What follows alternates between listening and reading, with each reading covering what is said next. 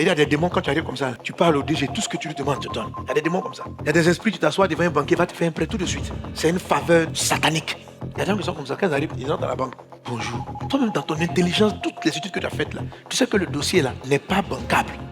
Mais subitement, tu te sens rempli d'une énergie.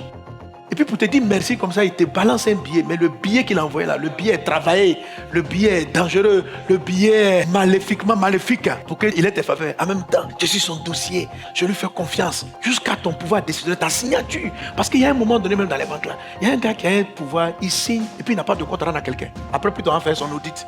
Dans les banques, il y a des gens comme ça. On dit, mais il n'a pas respecté telle procédure. On dit, on s'en fout, on te fait confiance, tu es un bon gestionnaire, tu sais où placer l'argent. Et ces gens-là, ils arrivent à envoyer des démons.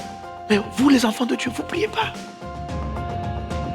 Vous ne priez pas pour votre travail. Vous voulez la faveur d'un travail, vous rentrez là-dedans avec votre intelligence apprise à l'école. Ce que tu as appris à l'école, c'est la forme. Mais il faut les deux éléments pour pouvoir prendre possession de ta promesse. Amen. Il faut ouvrir le ciel et il faut la forme. La forme n'est pas suffisante. Tes études t'ont formé intellectuellement et tu es prêt à résoudre le problème. Mais tu ne pries pas. Regarde, là, même non, Satan s'attaque à ce que vous oubliez les messages. Il s'attaque à vos prières. Il envoie des démons pour vous alourdir quand vous voulez prier. Il fait que vous dormez quand vous voulez prier. Il fait que vous avez des occupations à l'heure de votre prière. Quand tu veux prier, je dois le reçu ceci, je dois le reçu cela. Pour prier, il faut être violent. Amen. Il faut comprendre que sans ça, tu ne peux pas réussir les choses que Dieu t'a promises. Tu as besoin de rester devant Dieu. Tu dois toujours veiller. Quand ta vie de prière a diminué, tu dis cette semaine-là, ma vie de prière a diminué. La semaine prochaine, je la reprends. Et tu prends tes dispositions pour la reprendre. Amen. Tu ne laisses pas ta communion avec Dieu commencer à descendre et puis ça ne te dit rien. Hier, tu t'es levé, tu n'as pas prié, tu es parti au travail parce que tu t'es réveillé tard. Ça va arriver, ça peut arriver. Mais quand ça arrivé hier, tu t'es dit que aujourd'hui, j'ai mal commencé ma journée. Même si ta journée était une réussite. Parce que Satan va essayer de te faire, il va te dire, tu as vu, tu n'as pas prié, mais tout est bien allé, non? C'est comme ça qu'il fait, hein? Aucun démon, quand tu n'as pas prié là, les premières fois que tu ne pries pas là, aucun démon t'attaque. Laisse-le. Parce que si les démons t'attaquent, tu vas dire, hey, c'est parce que je n'ai pas prié, mais ils ne t'attaquent pas. Tu dis, mais aujourd'hui là, sans prière, la grâce de Dieu m'a accompagné.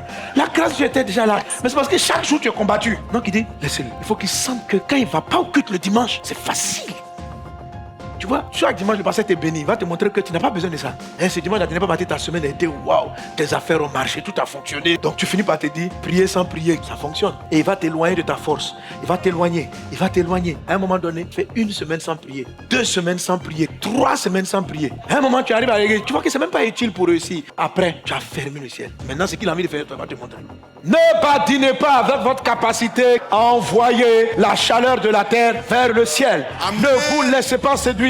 Amen. Ne vous laissez pas séduire. Yann me fait m'écrire, dit, parce que je sais pas, mais après le jeûne et prière là, quand on a commencé même cela, même les attaques vont augmenter. C'est que c'est bon pour toi. Amen. C'est que c'est le chemin. N'abandonne pas. Ça veut dire que tu es rentré dans une prière qui est très gênante à des entités qui régnaient sur tes finances. Donc ils ont dit que le chemin que tu as pris là, plus tu pries, plus les démons s'élèvent. C'est que tu as trouvé le bon filon. Amen. Donc Amen. Reste ferme. Amen. Reste ferme. Amen. Sois ferme dans ta vie de prière. Amen.